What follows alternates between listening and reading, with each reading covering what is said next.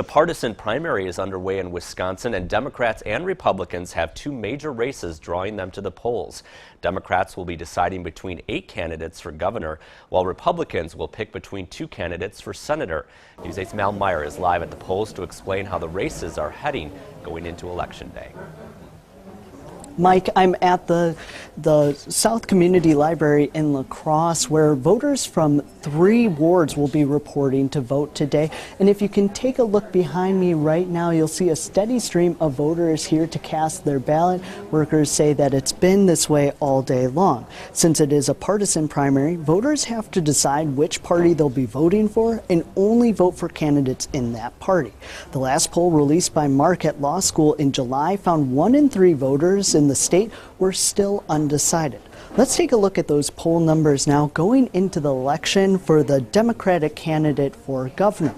These numbers are from those who say they will vote in the Democratic primary for governor. Tony Evers received 31% of the vote, but the next highest polling candidates was Malin Mitchell and Kathleen Vinehout, both with just 6%.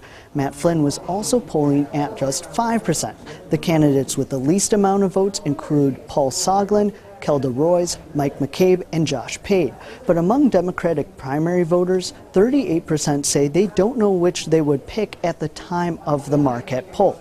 Looking at the Republican race for Senate nomination, Leah Vukmir and Kevin Nicholson are virtually tied. 34% of those surveyed preferred Vukmir, while 32% preferred Nicholson. But 30% of Republican primary voters were undecided, so they'll be looking to pick up the majority of those voters. We should know how they decided tonight, and we'll have those details once those votes are counted. Mike?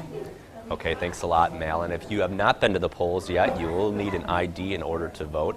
Democratic voters will notice that 2 of the names, Andy Gronick and Dana Walks, are still on the ballot but have dropped out of the race. Polls will remain open until 8 o'clock, and then join us on News 8 at 10 for all of your election results.